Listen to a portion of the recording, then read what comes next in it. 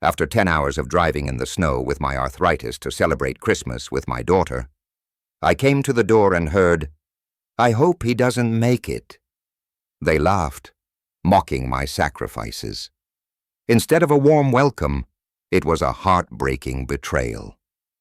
I quietly closed the door and left. And then a real storm began. What happened next changed their lives forever. They will never forget it. Before we continue, please subscribe to the channel and let us know where you are listening in the comments. My fingers, stiff from arthritis and cold, fumbled with the door knob. 10 hours of driving through Michigan snow, white-knuckling the steering wheel while my joints screamed with every mile. The gift bags in my back seat had shifted during the treacherous drive, wrapping paper crinkling like broken promises. Ashley's house glowed warm against the December darkness. Christmas lights draped the porch railings, twinkling red and gold, exactly like the ones I'd helped her hang 3 years ago when Howard's back was acting up again. The same excuse he used for everything. I raised my hand to knock, then stopped. Voices drifted through the thin door, Ashley's laugh mixing with Howard's deeper rumble. My heart lightened. They were home safe, probably wondering where their old man was. I'd driven through a blizzard to be here. Arthritis be damned. Nothing would keep me from Christmas with my daughter. I honestly hope he doesn't make it. Ashley's voice cut through my thoughts like ice. My hand froze on the doorknob. "Come on, that's your dad," Howard replied. But his tone held amusement, not reproach. I know. But look at this weather. Maybe the roads will be too bad. We could have one Christmas without him hovering, asking if we need money, bringing those awful sugar cookies. Ashley's laugh again. Lighter now. Just us. No guilt trips about family togetherness. The old man does lay it on thick, Howard agreed, always talking about his sacrifices, how he sold his business for you, like we asked him to, right? I never asked him to be my personal ATM. That was his choice. The cold seeped through my coat, settling deep in my chest. I'd been standing there maybe 30 seconds, but it felt like hours.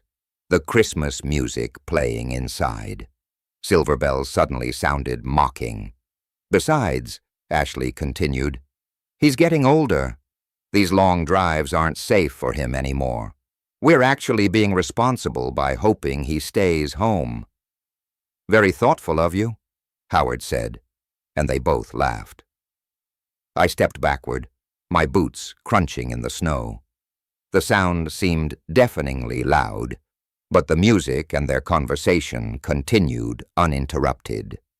My car sat 30 feet away, engine ticking as it cooled, exhaust still visible in the frigid air. 15 years since the divorce, and I'd built my entire life around Ashley, sold Green Industries, my life's work, and invested everything in her happiness. Her house, Howard's art supplies, their car payments, grocery money when things got tight. I'd driven through blizzards, canceled trips, ignored my own health, all because I thought family meant everything to her too. My phone buzzed, a text from Ashley. Drive safe if you're coming, Dad. Weather looks rough. I stared at the screen, then at the warm windows where shadows moved behind drawn curtains. She'd sent this while laughing about hoping I wouldn't make it, while discussing my guilt trips and calling my homemade cookies awful. The gifts in my back seat suddenly felt like mockeries. Expensive scarves for Ashley, art books for Howard, that cost more than most people's car payments. I'd agonized over every purchase, wanting to show them how much they meant to me. How much had I given them over the years? 200,000? 3? I'd stopped counting after Ashley's wedding when I'd paid for everything because Howard's family couldn't contribute much. I'd been honored to do it. honored to walk my daughter down the aisle to provide for her new family. I reached for my car door handle, metal biting cold even through my gloves. The arthritis in my knees protested as I lowered myself into the driver's seat, but I barely noticed. Something had shifted inside my chest, something colder than the December air. Starting the engine, I backed out of their driveway slowly, carefully. No spinning tires, no dramatic exits, just a quiet departure from a house where I'd never really been welcome. In my rearview mirror, the Christmas lights grew smaller, then disappeared entirely as I turned onto the main road. I wasn't heading home. Not yet. The highway stretched ahead, dark and empty, except for scattered snowflakes dancing in my headlights. For the first time in 15 years, I had nowhere I needed to be. No one counting on me. No one hoping I'd stay away. The radio played, "I'll be home for Christmas," and I reached over to turn it off. The silence felt better. It felt like the beginning of something new. The windshield wipers swept back and forth, clearing snow that fell faster than they could handle. I took the long way home, avoiding the main highway, needing time to process what I'd heard. My hands gripped the steering wheel until my knuckles went white. Arthritis forgotten in the face of something much more painful. "I hope he doesn't make it." Ashley's words echoed in my head with every turn of the wipers. Left, right, hope doesn't make it. The rhythm became hypnotic, almost soothing, as my mind began to work differently than it had in years. By the time I reached my neighborhood, the raw shock had settled into something colder. My house sat dark and quiet at the end of Maple Street. Christmas lights I'd strung along the gutters 2 weeks ago, twinkling weakly through the snow. The driveway needed clearing, but I left the car running while I stared at the place I'd called home for 20 years. Inside, the silence felt different than it had this morning. This morning it had been temporary, the quiet before joining family for Christmas. Now it felt permanent, final. I hung my coat carefully in the closet, the wet wool heavy in my hands. The gifts for Ashley and Howard sat in bags by the door, expensive scarves and art books that suddenly seemed like monuments to my own foolishness. I stepped around them as if they might bite. My study welcomed me with familiar smells of leather and old paper. 20 years of business success lined these walls. Industry awards, photographs of groundbreakings, contracts that had made me wealthy enough to be generous. Too generous, apparently. The filing cabinet opened with a soft click. I pulled out folder after folder, spreading documents across my desk like a general planning a campaign. My will, dated last spring. Ashley Grain Wilson, primary beneficiary. My life insurance policy, $2 million. Ashley Green Wilson, sole beneficiary. Bank statements told their own story. September, $3,000 transfer to Ashley. Emergency car repair. October, $5,000. Roof leak. November, $2,500. Howard's art supplies every month for 3 years. Sometimes more. Before that, the house down payment, $75,000. Before that, the wedding, $40,000. Before that, college, I got $20,000. I pulled out my calculator and started addings. The numbers grew larger than I'd expected. Conservative estimate, $280,000 over 15 years, more than some people earned in a lifetime, handed over to a daughter who hoped I wouldn't show up for Christmas. The computer hummed to life, its blue glow illuminating bank statements and investment portfolios. Everything pointed the same direction toward Ashley. Every safety net I'd built, every financial cushion, every inheritance plan. She was woven into my financial life like thread through fabric. A memory surfaced, sharp as winter air. Ashley at 22 crying in my kitchen after graduation.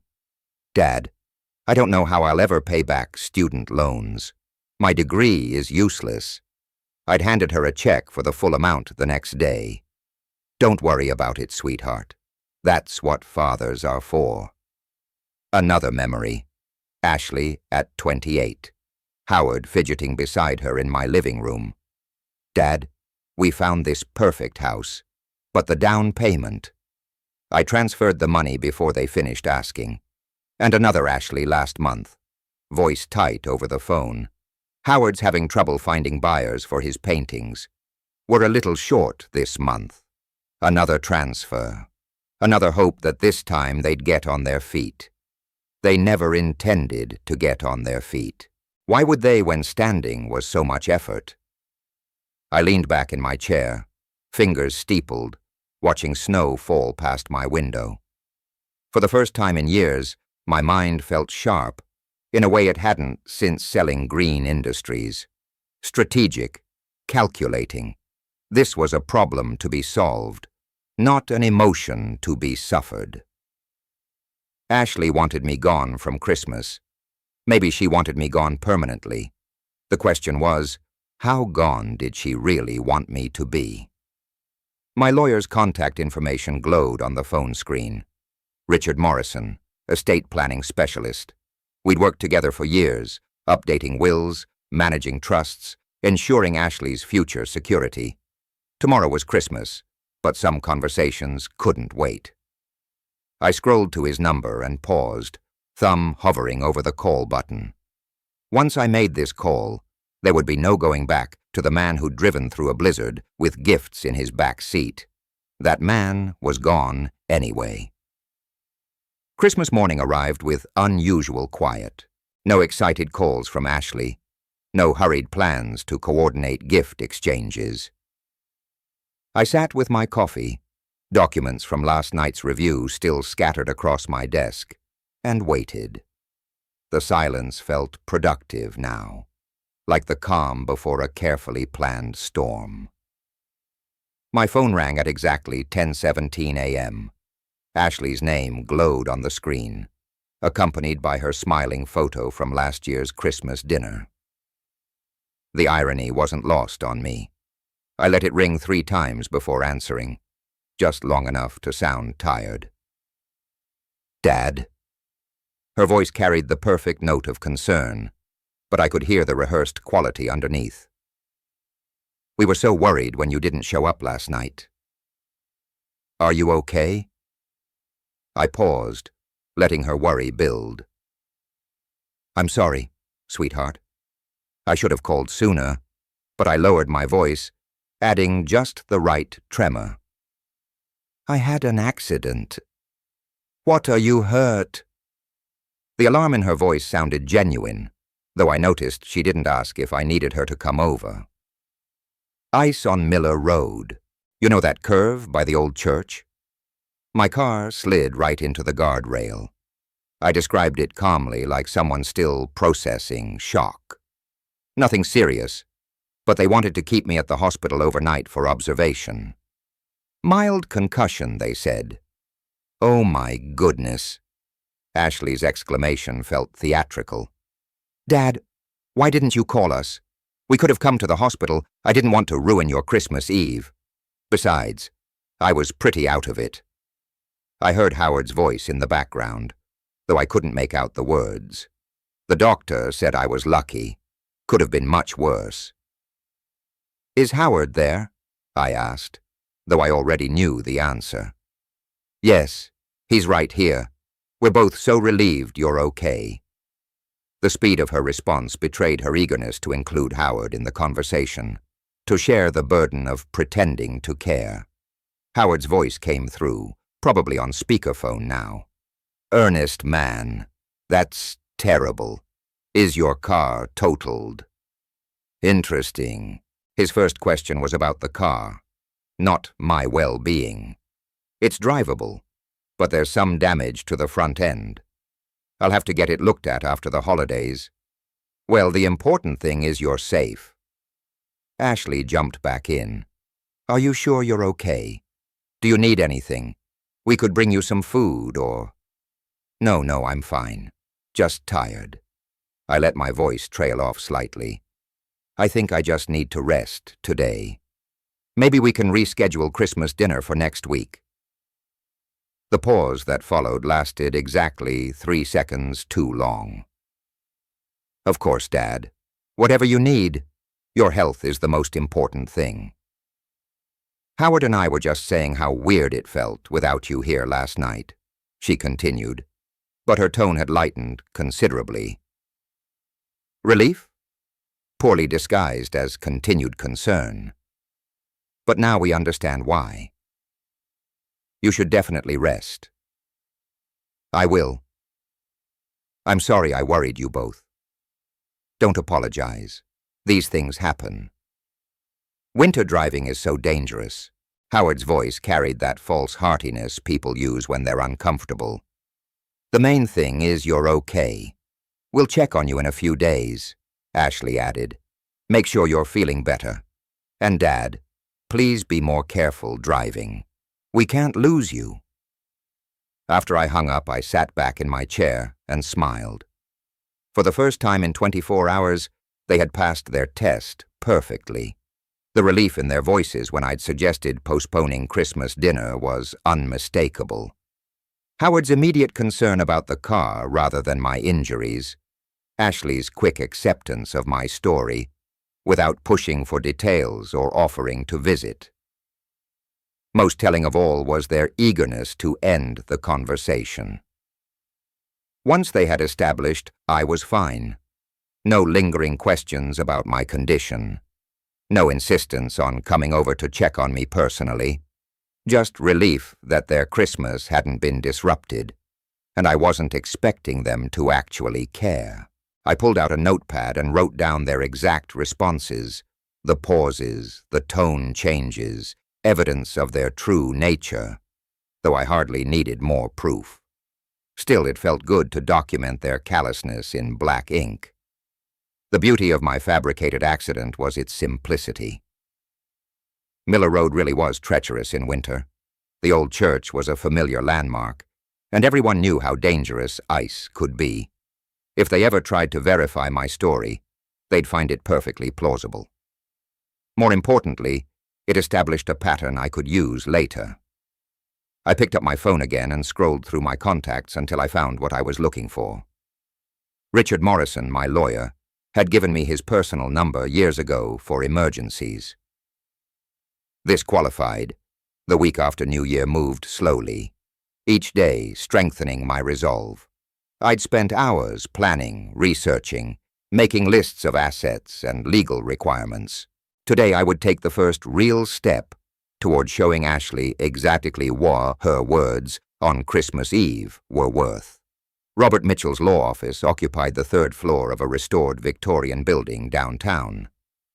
I'd been climbing these stairs for 15 years, usually for routine updates to ensure Ashley's security. The irony wasn't lost on me as I pushed open the familiar mahogany door. Ernest, good to see you. Robert stood from behind his desk, genuinely pleased. We'd worked together since my divorce, and he'd helped to structure every financial safety net I'd built for Ashley. How are you feeling? Ashley mentioned you had an accident over the holidays. Of course she had, probably making sure everyone knew what a burden her injured father had become. Much better, thank you, still a bit shaken, but it gave me time to think about some important matters. Please, sit. He gestured to the leather chair across from his desk. What can I help you with today? I pulled out a folder I'd prepared, placing it carefully on his desk. I need to modify my will. Specifically, I want to change the primary beneficiary. Robert's eyebrows rose slightly. That's quite a significant change, Ernest. May I ask what's prompted this decision? The accident made me reconsider my priorities. I kept my voice steady, measured. I've been thinking about loyalty, about who truly deserves support.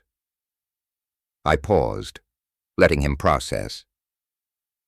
I want to designate the Great Lakes Animal Welfare Foundation as my primary beneficiary instead of Ashley. The silence stretched for several seconds. Robert leaned back in his chair, fingers steepled, studying my face. Ernest, this is a major decision. Have you discussed this with Ashley? She's been your primary concern for years. No, and I don't intend to. My voice carried the same tone I'd used in boardrooms when deals were non-negotiable. Animals don't lie to you, Robert. They don't hope you won't show up for important occasions. They appreciate care when it's given. I understand you're still processing the trauma from your accident, but this isn't about trauma. I leaned forward slightly. This is about clarity. I've spent 15 years supporting someone who sees me as a burden. I'd rather my resources go to creatures who understand gratitude. Robert studied the legal pad in front of him, making notes. Ernest, as your attorney, I have to ask, are you certain this reflects your true wishes? Major changes after traumatic events aren't uncommon, but they're not always permanent. I've never been more certain of anything. The conviction in my voice surprised even me. I want this done today, with all proper documentation and witnesses. For the next hour, we worked through the technical details. Robert explained the requirements, witness signatures, notarization, specific language for the charitable designation. The Great Lakes. Animal Welfare Foundation would receive my entire estate, the house, investments, retirement accounts, everything I'd planned to leave Ashley. The foundation does excellent work, Robert admitted as he prepared the documents. Their shelter programs and wildlife preservation efforts are highly regarded. He looked up at me. Though I still think you should consider discussing this with your family. My family made their position clear. I signed each page deliberately, watching Robert's assistant witness the signatures. They'll understand my decision soon enough. As the final documents were notarized and sealed, I felt something I hadn't experienced in years. Complete control over my own life. No more transfers to Ashley for emergencies. No more guilt about family obligations. No more pretending that blood relation guaranteed loyalty or love. I'll file these with the court next week, Robert said, sliding the copies into a manila envelope. Ernest, if you change your mind, I won't. I stood, briefcase in hand. Thank you for handling this so efficiently. Walking back to my car, I felt lighter than I had in months. The sealed documents in my briefcase represented more than legal changes. They were proof that I'd finally stopped being a victim of my own generosity. Ashley would continue receiving her monthly allowance, completely unaware that her future had just evaporated. The thought brought me more satisfaction than it should have, but I'd moved past caring about should and shouldn't. I pulled out my phone and opened my banking app. Time to address those automatic transfers that Ashley took so completely for granted. The will was the beginning. Now came the practical lessons and consequences. I spent the week after my lawyer visit reviewing every financial connection between Ashley and myself, mapping out 15 years of dependency that she'd taken completely for granted. Thursday morning, I drove to First National Bank with a folder of account documents, the same bank where I'd opened Ashley's college fund 20 years ago, where I'd co-signed her first checking account, where I'd arranged the automatic monthly transfers that had become her financial lifeline. Good morning, Mr. Green. Janet, my personal banker, smiled warmly. How can I help you today? I need to close the joint checking account with my daughter and cancel all automatic transfers. I placed the paperwork on her desk. Also, I'd like to change the beneficiaries on my insurance policies. Janet's eyebrows rose slightly. Of course, sir. May I ask if there's been any family situation that's prompted this? Just updating my affairs after some recent health concerns. The lie came easily now. I want to ensure my assets go where they'll be most appreciated.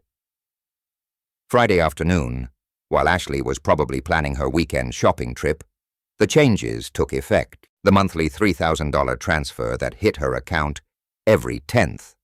The transfer she'd relied on for rent, groceries, Howard's art supplies, simply wouldn't arrive this time. Saturday morning brought the first test. I was having coffee when I imagined Ashley at the grocery store, cart full of organic produce and expensive cuts of meat, sliding her card at checkout with the same confidence she'd had for years. The call came at 2:17 p.m. Dad. Ashley's voice carried confusion and embarrassment. My card was declined at the store. There must be some mistake with the bank. I let her talk to my voicemail. Hi, it's me again.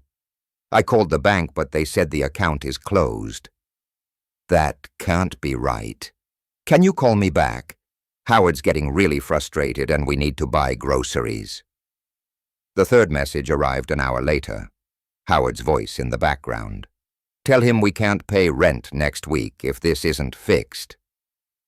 I turned my phone off and went to my study. From my window, I could see 3 houses down the street where Christmas lights still twinkled. Families inside probably gathered around dinner tables. Children complaining about homework. Normal problems of normal people who didn't hope their parents wouldn't show up for holidays. By evening, Ashley had left 7 messages. The progression was fascinating. Confusion, then concern, then barely controlled panic as the reality of their situation became clear. Howard's voice grew more prominent in the background with each call, his tone shifting from annoyance to accusation. Ashley, this is your fault somehow. You must have said something to set him off. I told you to be more careful around him. Sunday brought 11 more calls. I listened to each voicemail with the same methodical attention I'd once given to quarterly reports. Ashley's voice grew thinner, more desperate. Howard had apparently stormed out Saturday night, returning drunk and angry, blaming her for ruining everything. Dad, please. I don't understand what's happening. The bank won't tell me anything because of privacy rules. My insurance card isn't working either. Howard says you're punishing us for something, but I don't know what we did wrong. The irony was perfect. She genuinely didn't know what she'd done wrong. 2 weeks of hoping I wouldn't show up for Christmas, laughing about my guilt trips and homemade cookies, dismissing my sacrifices as unwanted attention. None of it registered as wrongdoing in her mind. Monday morning's message carried a new note of desperation. Dad, I'm coming over. We need to talk about this face to face. I'll be there around noon. I looked at my phone, then at the calendar. Perfect timing. I had been patient long enough, methodical enough. Now it was time for the conversation that would complete Ashley's education about consequences. But first, I had one more call to make. Financial pressure was just the beginning. Now came the consequences for years of cutting corners. I'd watched Howard sell his paintings at weekend markets for 3 years, always cash only, always stuffing bills into his jacket pocket with that smug smile that said he was smarter than the system. Tuesday morning, I drove to the public library downtown. Their computers offered complete anonymity. No login required, no tracking cookies, just clean access to official websites. The IRS whistleblower office page loaded with bureaucratic efficiency, offering forms for reporting tax fraud and undeclared income. The anonymous tip submission was remarkably simple. Howard Wilson, 1247 Maple Street, Unreported cash income from art sales at Detroit Farmers Market and Ferndale Art Fair. Estimated annual unreported income, $15,000, 20,000. I provided specific dates. I'd seen him working the markets, always returning home with thick envelopes of cash that never appeared on any tax return. Wednesday brought the second phase. From the same computer, I updated Ashley and Howard's creditors about their changed financial circumstances. No longer supported by a family member. Recent loss of co-signer support. Updated risk assessment recommended. The language was clinical, professional, devastating. Thursday's mail delivery must have been educational. I drove past their house that evening slowly, carefully, like any neighbor, and saw Howard's car in the driveway, Ashley's silhouette pacing past the living room window. The body language was unmistakable. Crisis mode activated. Friday morning brought the confirmation I'd been waiting for. Ashley's voicemail arrived at 7:23 a.m., her voice thin and strained. "Dad, something terrible is happening. The IRS wants to audit Howard's taxes. They're asking about unreported income. How could they know about his art sales? And the credit card companies are demanding payment in full. Please call me back. We need help." Howard's voice rumbled in the background. "Tell him this started right after he cut us off. That's not a coincidence. Their first spark of awareness." Excellent. The next voicemail, 3 hours later, carried a different tone. "Dad, we drove to your house, but you didn't answer. Your car was there. Are you avoiding us? We need to talk about what's happening." Howard thinks. Howard thinks someone is targeting us specifically. Saturday's crisis escalated beautifully. Ashley left 4 messages throughout the day, each more desperate than the last. Howard had apparently spent Friday night calculating potential penalties and interest on unreported income. The numbers were sobering. $15,000 in unpaid taxes, plus penalties, plus interest, plus legal fees, if prosecuted. "Dad, Howard says we could owe $14,000. We don't have that kind of money. We don't have any money. The mortgage company wants updated financial statements. Our credit cards are frozen. How did everything go wrong so fast?" By Sunday, paranoia had blossomed into full suspicion. Howard's voice dominated the latest message. "Ernest, if you're listening to this, we know you're behind this somehow. Nobody else knew about my cash sales. Nobody else had access to our financial information. You're trying to destroy us." Ashley's voice interrupted. "Howard, that's crazy." Dad wouldn't. But even she sounded uncertain now. The evolution was perfect. From confusion to panic to suspicion to the beginning of understanding. They still couldn't prove anything. Still couldn't contact me directly. But they were starting to grasp the scope of their situation. Sunday evening brought my favorite message yet. Ashley's voice was steady now, past panic, into something colder. "Dad, I don't know what we did to deserve this, but we get it now. You're punishing us. Howard's right. This isn't coincidence. We need to meet face to face and settle this. Whatever we did wrong, we'll fix it. But you can't just destroy our lives and not even tell us why." I saved that message, played it twice more. The shift from entitled victim to supplicant was exactly what I'd been working toward. Now they understood power dynamics, understood consequences, understood that their comfortable life had been entirely dependent on my goodwill. Monday morning would bring the next phase of their education. Financial ruin was just the foundation. Now came the lesson about how quickly a community can turn against you when the right information reaches the right people. I'd spent 15 years observing Ashley's social networks, her salon colleagues, the neighborhood book club, the weekend farmer's market where Howard peddled his amateur paintings. Thursday morning found me back at the public library creating email accounts with carefully chosen names. Patricia Concerned Neighbor Maple Street Resident, Business Watch. Each profile required a different computer session, a different backstory, a different voice. The librarian probably thought I was researching genealogy. The first wave targeted Ashley's workplace, a concerned client, email to salon management. I'm worried about Ashley's personal situation affecting her work quality. She seems distracted lately and there are rumors about financial troubles. Just thought you should know. Professional, caring, devastating. By Friday, the neighborhood phase began. Anonymous posts to the local Facebook group. Has anyone else noticed all the official mail going to the Wilson house? Hope they're not having the kind of problems that affect property values.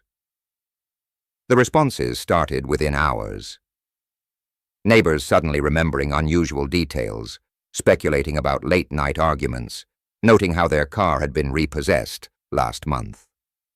Saturday brought the beauty salon consequences. Ashley called my voicemail at 2 p.m., her voice tight with confusion. Dad, something weird is happening at work. 3 clients kenneled today, and Sarah asked if I was going through something. How does everyone know about our problems? We haven't told anyone anything.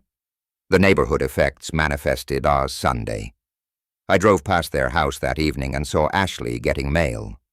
Mrs. Henderson from next door, who chatted with Ashley for years, walked directly inside when she saw her approaching.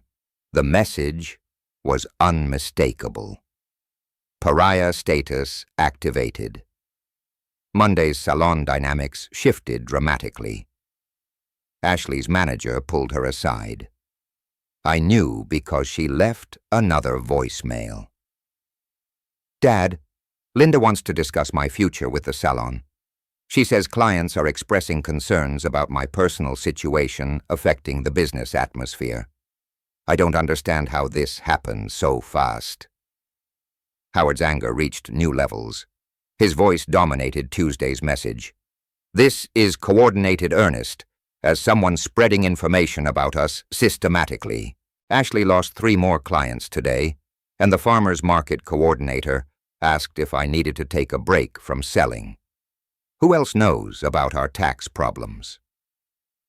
Wednesday brought the isolation Ashley had never experienced in her adult life.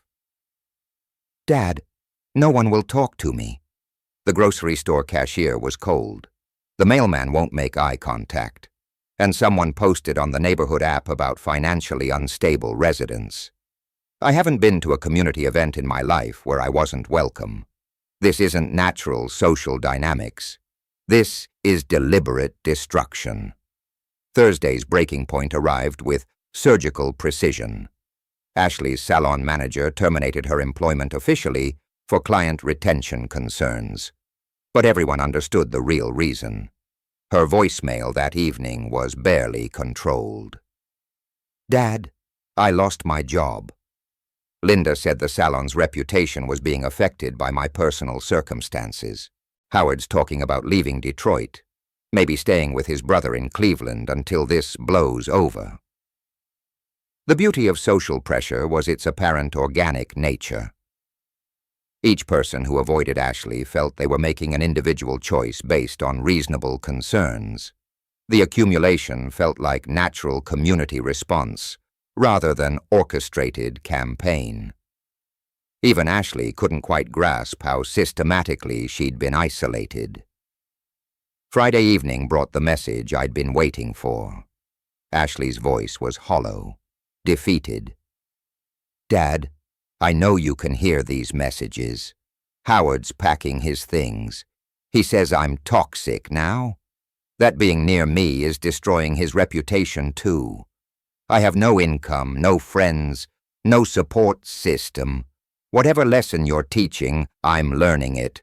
Please call me back. But Howard's voice cut in angry and desperate.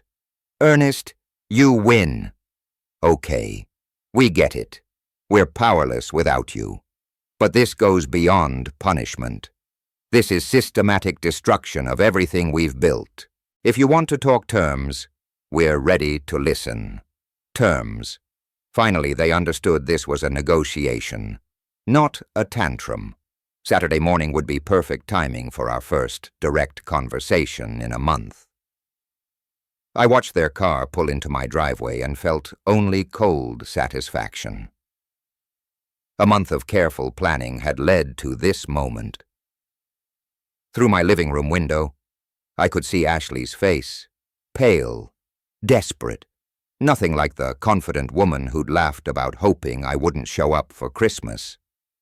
They sat in the car for several minutes, arguing.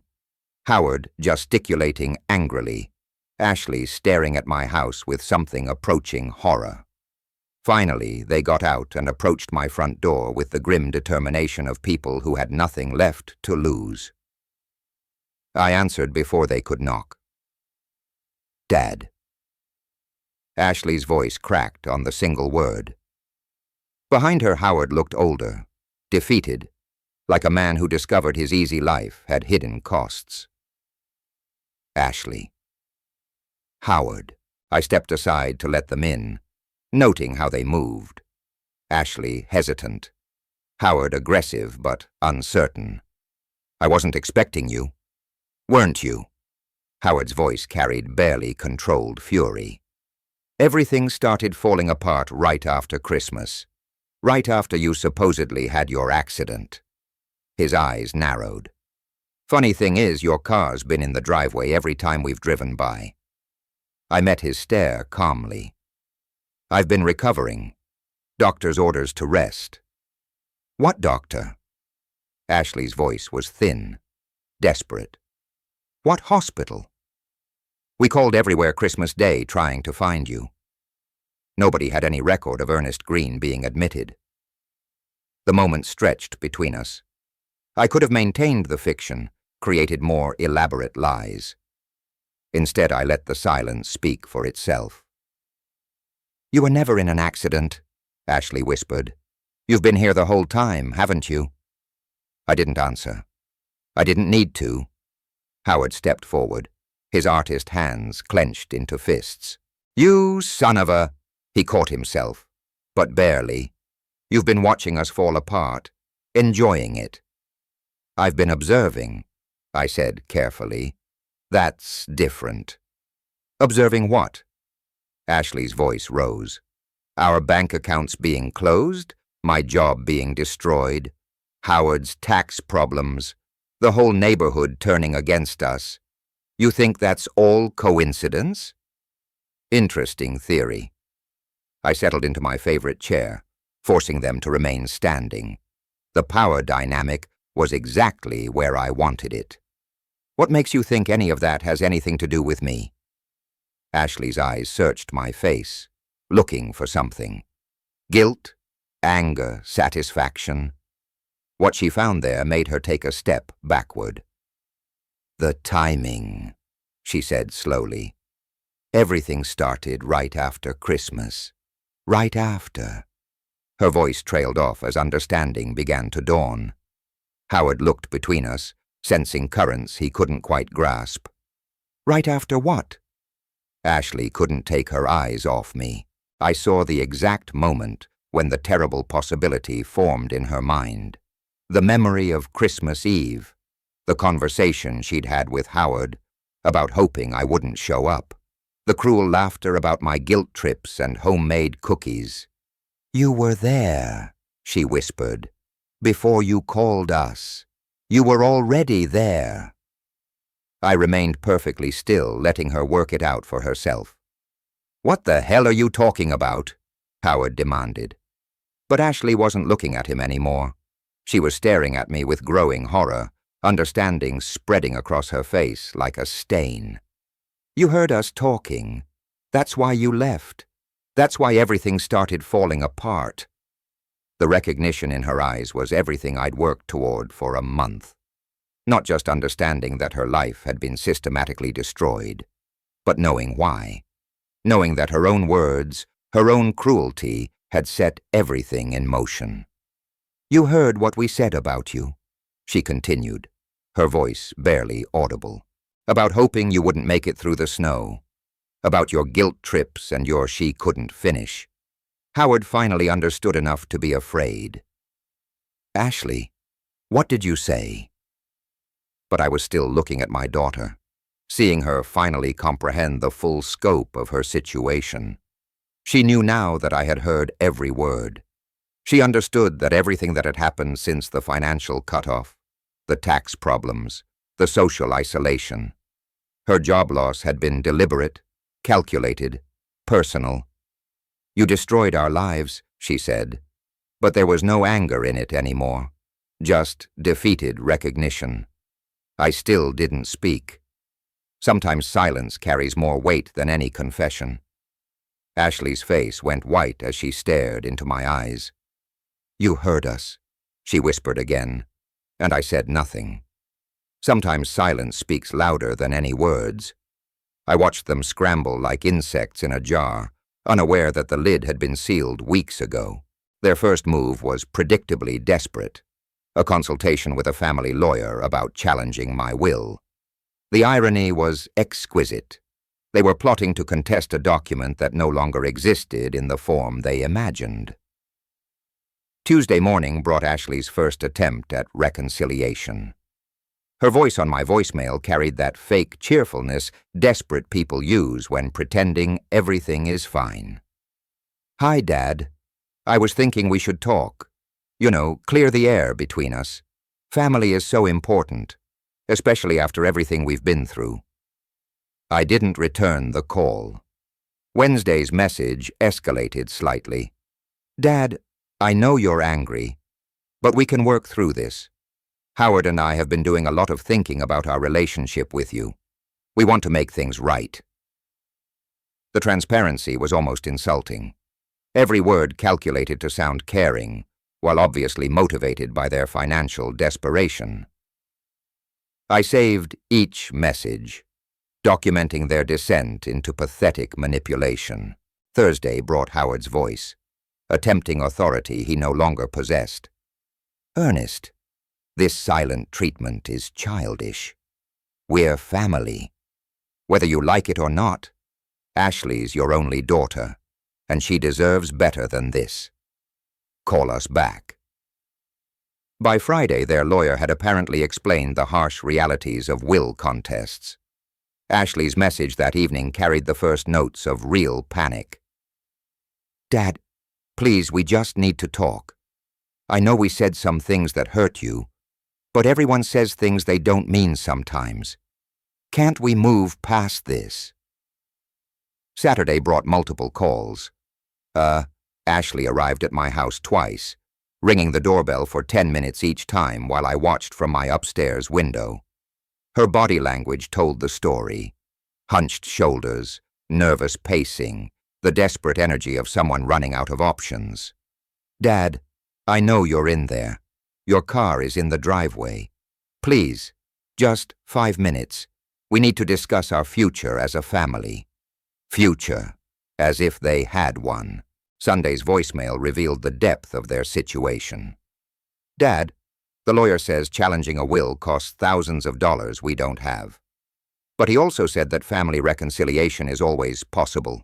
We miss you. We miss having you in our lives. Monday brought Howard's frustrated return.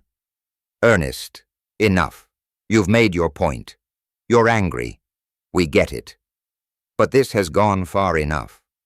Ashley's been crying for days, and frankly, we're both tired of this game. What do you want from us? What I wanted. They could never give back. The Christmas I'd driven through a blizzard to share.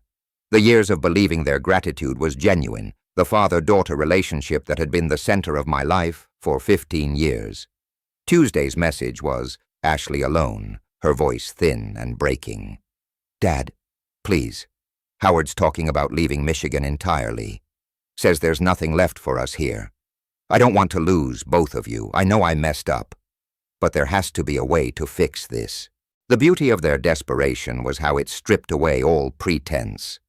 No more casual conversations about art supplies or grocery money. No more comfortable assumption that I'd always miss there with my checkbook open. Just raw need, naked and embarrassing. Wednesday brought their most pathetic attempt yet. Ashley appeared at my door with Howard lurking behind her, both dressed in their most respectable clothes, trying to look like responsible adults worth reconciling with. I opened the door but didn't invite them in. Dad. Ashley's smile was so forced, it looked painful. We brought you something. She held up a small wrapped package, probably something cheap from the drugstore, a token gesture to grease the wheels of reconciliation. I don't need anything from you, I said quietly. We know you're upset, Howard jumped in. But Ashley's your daughter. That has to count for something. I looked at Ashley, seeing not the confident woman who'd laughed about hoping I wouldn't show up for Christmas, but a desperate person clinging to the last relationship that might save her from complete ruin.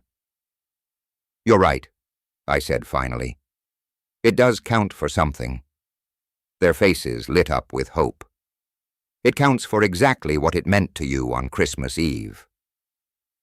And I closed the door. Homelessness would teach them what real dependence meant. I made one anonymous call to their landlord Tuesday morning. A simple conversation about late payments and creditworthiness. By Thursday, the eviction notice had arrived at their door. I watched Ashley through my kitchen window as she walked to the mailbox that morning. Her movements had changed over the past month. Less confident, more hunched, like someone who'd learned to expect bad news. When she opened that official envelope, I saw her face crumble from 50 yards away. The call came 2 hours later. Ashley's voice was barely recognizable. Thin, broken, desperate, in a way I'd never heard before. Dad, please. I know you're angry with us, but we got an eviction notice. 30 days to vacate. I'm begging you. Please help us. We have nowhere to go. I let the call go to voicemail. Her next message came that evening. Dad, I'm not asking for money anymore. I understand you're done with that. But could you just co-sign for a smaller apartment just until I can get back on my feet? I'll pay you back everything. I promise. Every penny. The desperation was perfect. She was offering to repay money she'd never considered a debt before, treating my years of support like loans she'd somehow forgotten about. But even more telling was her complete ignorance of how thoroughly I destroyed her creditworthiness. No landlord would accept her application now, co-signer or not. Friday brought Howard's voice, aggressive but edged with panic. Ernest, this is getting ridiculous. Ashley's practically having a breakdown. We need a place to live. You want us to crawl? Fine, we're crawling. Help us find an apartment. Saturday's message revealed the full scope of their crisis. Dad, we looked at 12 places today. Every application was rejected. Our credit is it's destroyed somehow. The only places that will take us are terrible, really terrible. There's one studio apartment above a laundromat that smells like mold, but it's all we can afford, and even that's stretching our budget. Sunday brought the sound of boxes being packed in the background. Dad, we're moving tomorrow into that studio. I mentioned Howard's not taking this well. He keeps saying this is all my fault, that I brought some kind of curse on us. Please, call me back. I need to hear your voice. Monday evening delivered the call I'd been anticipating. Ashley's voice was hollow, defeated. Dad, Howard left. He said he can't take living like this, that being around me was destroying his life, too. He took his art supplies and drove to Cleveland to stay with his brother. Said he'd call when I figured out how to fix things. The beauty of Howard's abandonment was how perfectly it revealed his character. 3 years of living off my generosity, and the moment things got difficult, he fled. Ashley was learning what I'd known about him all along. He was a parasite, not a partner. Tuesday brought her most broken message yet. Dad, I'm alone now. Completely alone. I'm sitting in this awful little room with water stains on the ceiling and neighbors who scream at each other all night. I lost my job, my husband, my home, my friends. Everything I had is gone. I don't understand how everything fell apart so fast. The next day, Ashley appeared at my door again. She looked like she'd aged 5 years and 2 months. Thin, pale, wearing clothes that hung loose on her diminished frame. When I opened the door, she didn't even try to smile. Dad, I need to ask you something, and I need you to tell me the truth. I waited. Are you ever going to forgive me? Because if the answer is no, I need to know. I can't keep hoping that someday you'll decide I've been punished enough. The question was more perceptive than I'd expected. She was finally beginning to understand that this wasn't a temporary tantrum, but a permanent change in our relationship. Forgiveness has to be earned, I said carefully. How? Her voice was barely a whisper. Tell me how, and I'll do it. I looked at her standing on my doorstep, homeless, abandoned, isolated, desperate, and felt no sympathy whatsoever. She still didn't understand that some words, once spoken, could never be taken back. Some laughter, once heard, changed everything forever. That's something you'll have to figure out yourself, I said, and closed the door. The next morning would bring her the lesson she'd never expected. When I saw Ashley walking up my driveway, broken and desperate, I knew the moment for my final lesson had arrived. She moved like someone who'd learned that hope was dangerous, her shoulders hunched against more than just the February cold. I opened the door before she could knock. She looked like she'd aged a decade in 2 months, hollow-eyed, thin, wearing the same jacket I'd seen her in 3 days ago. Howard's abandonment had left its mark in ways that went deeper than simple loneliness. Dad. Her voice was barely a whisper. Please, I need to talk to you. I stepped aside and let her in. She stood in my entryway like a refugee, uncertain and grateful for even this small mercy. I know I don't deserve anything from you, she began, her words rushing together. I know I've been a terrible daughter, selfish, ungrateful, all the things you must think about me. But I'm begging you, please give me another chance. I led her to the living room, letting her settle into the same chair where she'd opened Christmas presents for years. The irony wasn't lost on either of us. I've lost everything, she continued. Howard's gone. My job's gone. My friends won't talk to me. I'm living in this awful place that smells like mold and has bugs crawling out of the walls. But I know I brought this on myself, somehow. I just don't understand how. The performance was heartbreaking, if you didn't know what I knew. She was trying so hard to be the daughter she thought I wanted, offering contrition and promises of change, still believing that family bonds could be repaired with enough sincerity. I want to be better, she said, tears starting to fall.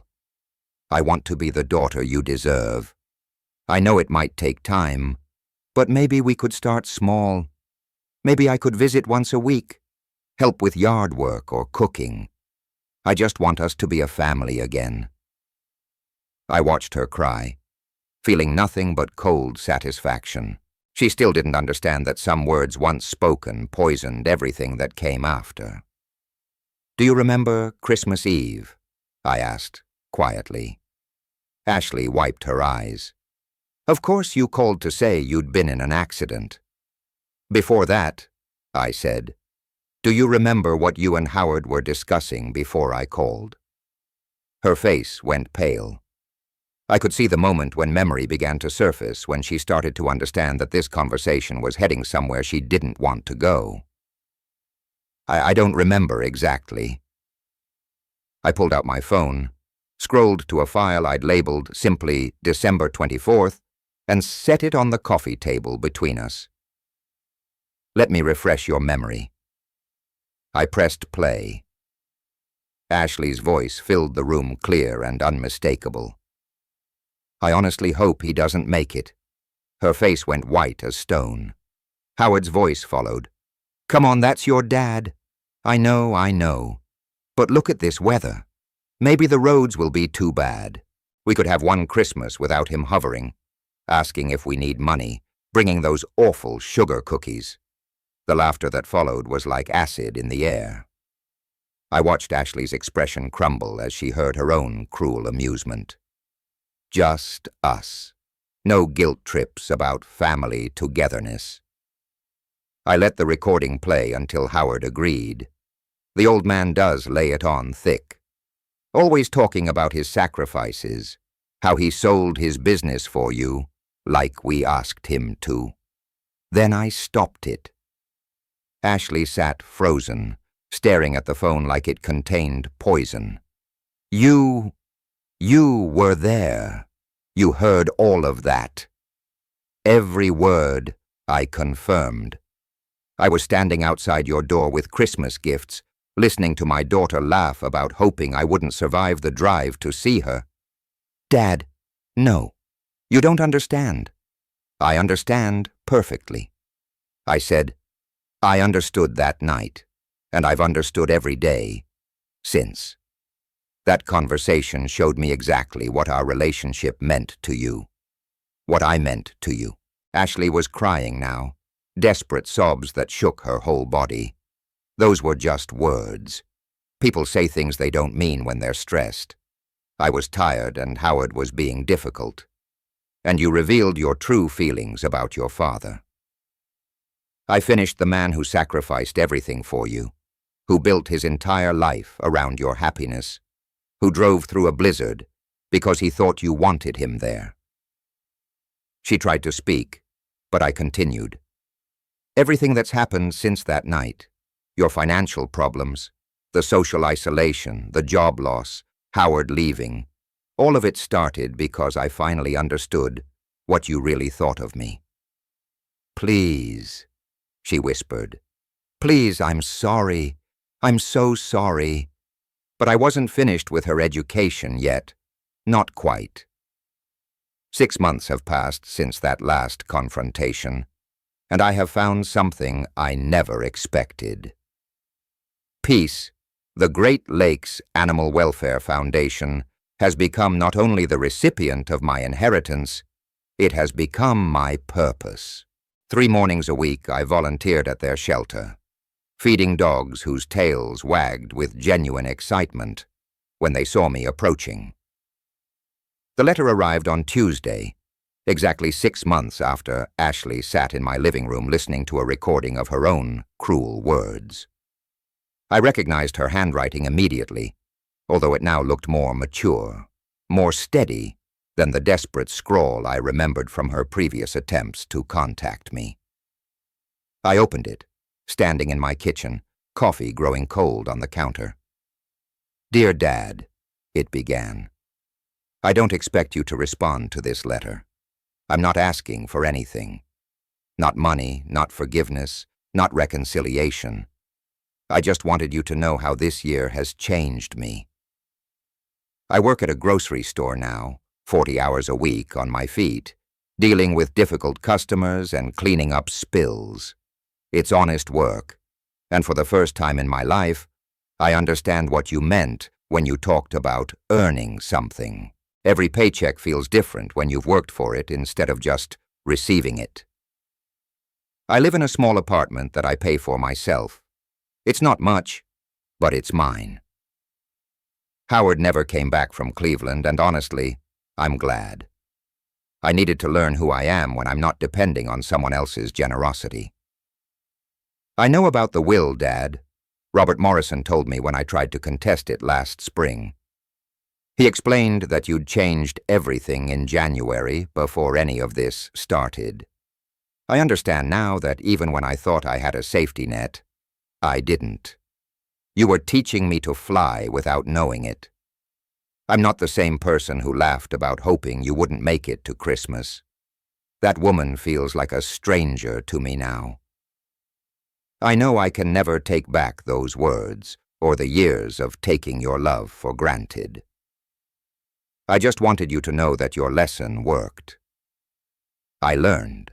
The letter continued for another page, describing her small apartment, her co-workers, the satisfaction she'd found in simple accomplishments. She didn't ask for contact. She didn't suggest meeting for coffee or rebuilding our relationship. She simply wanted me to know that she'd grown into someone capable of supporting herself. I read it twice, then folded it carefully and placed it in my desk drawer. I felt no urge to respond, no desire to reach out. The lesson had been taught and learned. That was enough. That afternoon, I drove to the shelter for my regular volunteer shift. The dogs knew my car by now, and I could hear their excited barking as I pulled into the parking lot. Inside, I went through the familiar routine, checking food bowls, refilling water, spending time with the animals who'd been there longest. A German Shepherd mix named Charlie had been at the shelter for 6 months, too old and scarred to attract adopters. He followed me from kennel to kennel, his graying muzzle nudging my hand whenever I stopped moving. When I sat down to rest, he laid his massive head across my lap with complete trust. "You're a good boy, Charlie," I said, scratching behind his ears. His tail thumped against the concrete floor with pure contentment. This was what love looked like when it wasn't bought or demanded. Charlie didn't care about my bank account or inheritance. He didn't calculate what I could do for him or weigh the benefits of our relationship. He simply appreciated kindness when it was offered. As I prepared to leave that evening, Charlie pressed against the kennel gate, watching me with those intelligent brown eyes. I'd started the paperwork to adopt him the week before. At 63, I was finally ready to share my home with someone who understood loyalty. Walking to my car, I thought about Ashley's letter one more time. She'd learned the value of work, the dignity of independence, the difference between earning and receiving. My methods had been harsh, but the lesson had taken hold. Sometimes people needed to lose everything to discover what they were truly capable of. I had no regrets about the choices I'd made that Christmas Eve or any day since. Justice wasn't always gentle, but it was always fair. If you liked this story, please like this video, subscribe to the channel, and share your impressions of this story in the comments. To listen to the next story, click on the box on the left.